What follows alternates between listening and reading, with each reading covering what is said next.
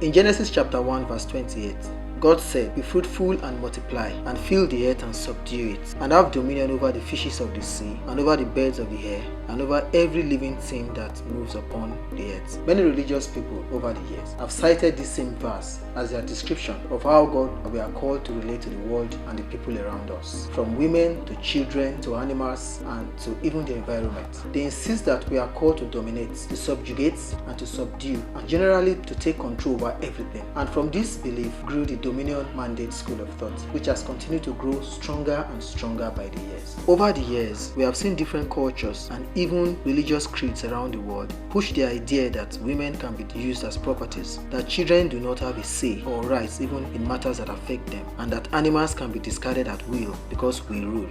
For example, every year we tan the skin of millions upon millions of animals. We eat their flesh, use their bones for ivory, and so on.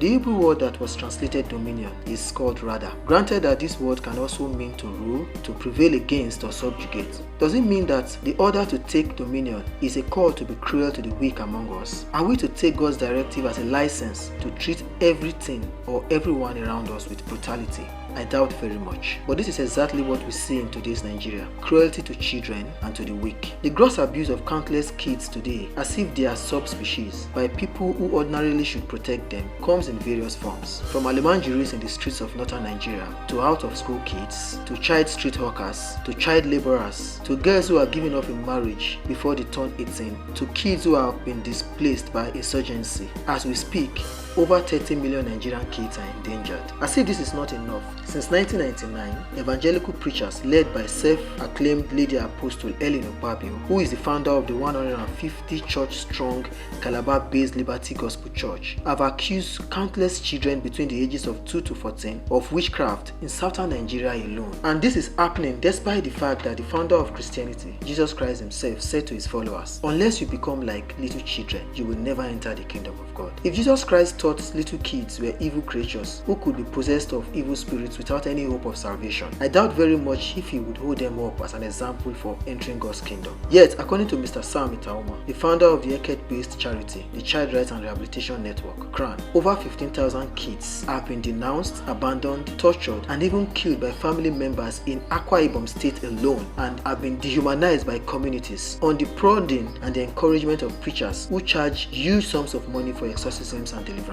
It is as pervasive as a deep misconception and misrepresentation of eccentric rural children that fuel it. So strong is this belief that the only thing needed to condemn a victim was just the point of a finger and nothing more. No trial, no opportunity for a fair hearing, no rigorous evaluation of the accuser's claim, only abandonment, jungle justice, and most times death. Despite the documentary film by the UK-based Channel 4 on the subject, which has led to a massive international outcry, despite the signing into law of the Child Rights Act by the Gospel Akpabio government in 2008, and despite the works of Mr. Sam Itaoma of CRARN and many NGOs like him, as recently as 2019, we still witnessed an upsurge in activities of child witch hunters like Lady Apostle Ellen Okpabio. I've never hurt anybody. Really? Your books, videos, crusades, and sermons have been reported to be directly or indirectly responsible for the accusation and denunciation and torture of countless kids over the years, and has also inspired many people to harm them. So how could you possibly say, "I have never hurt